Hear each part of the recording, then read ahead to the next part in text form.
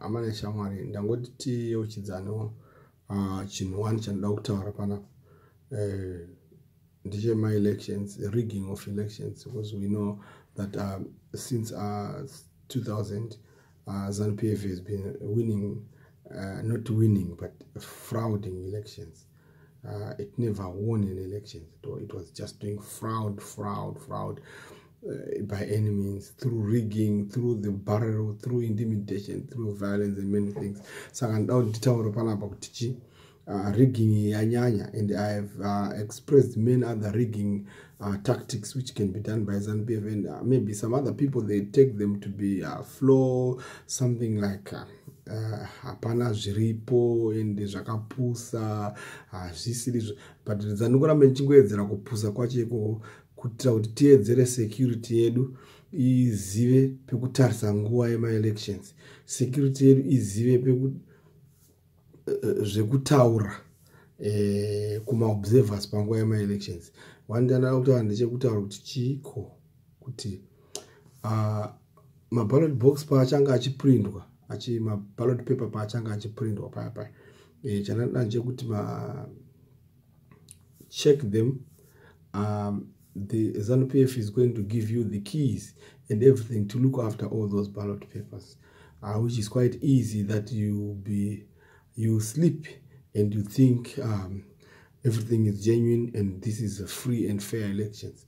But you have to, when you're dealing with ZANU-PF, it's like any other criminal Italian game. You have to think every time, what is the trick? What is the tactic?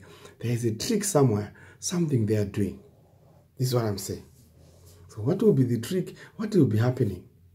So this is what I want to say. Maybe I'll give you many things afterwards. After let me say out the exact thing here. It's like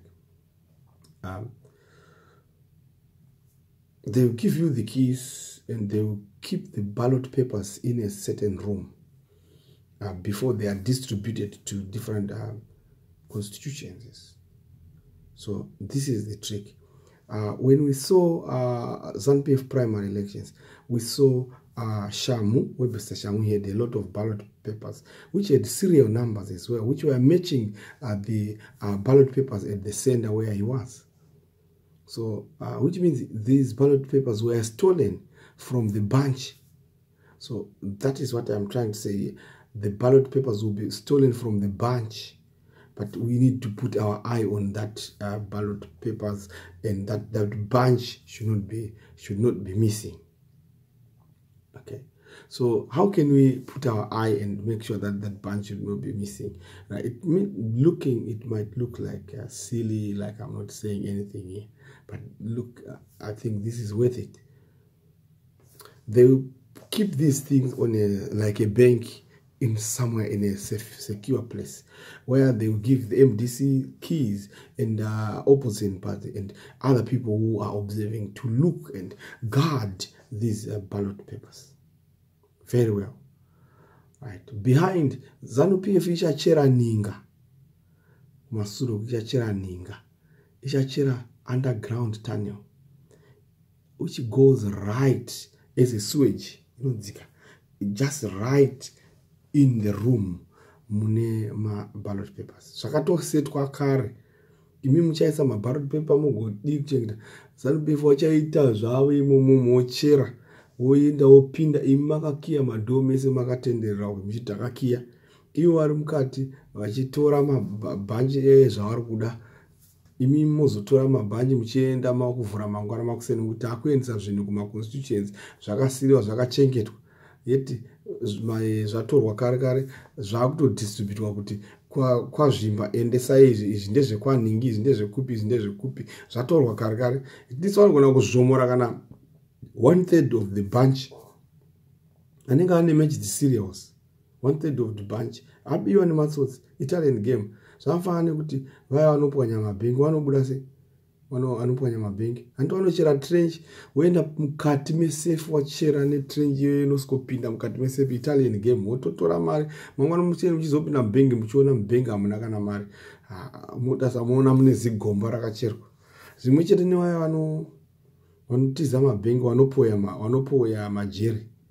muchingoti dai ona makuseni muchitarisa muona havamo mujeri kudai kutarisa pakacherwa gomba yava ninga yakacherwa yakaenda mberi yakatozonobudira mheno kunogara masuweji asi wakatoenda imi muchisara nemafloodlights mubengi mune maCCTV akawanda achitarisa kuti ndiani ada kugwejenura dhoo yeti vakomana vapinda kare naizvozvo futi tirikuzvitarisa kuti ZANU-PF inogona kunge ichiita futi zvinhu izvo zvingave zvinhu zvakapusa kunge ndichitaura asi kuti zvino ZANU-PF ichaita tunhu twese twainogona kuti ive padhuze neballot paper iroro. Saka ndatochera ichechi ndachifumura kana ndachifumura chikaregedza kuitwa tatova pane zvitatu zvacho zvasara izvozvo.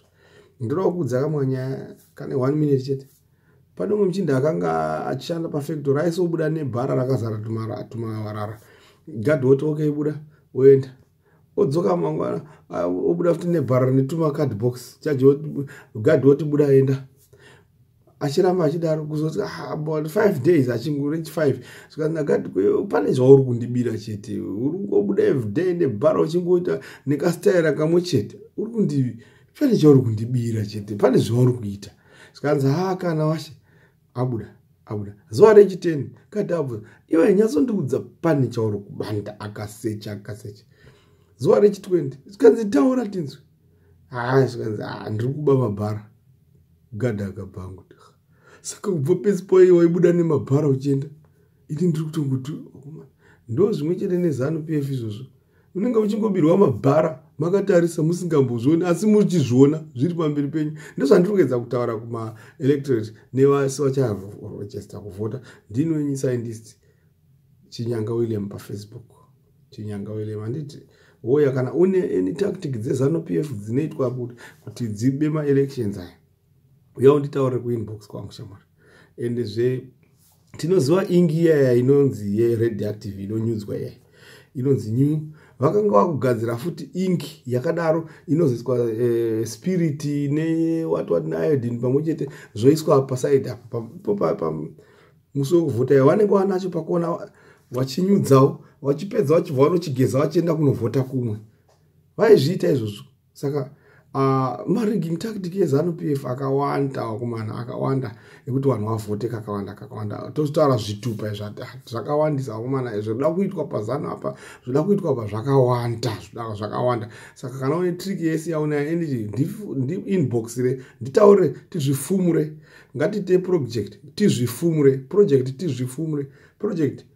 rigging kufumura rigging project rigging kufumura rigging handizvere shamwari. Thank you very much nekuteerera nekupa attention. Share this video to all the voters. Thank you.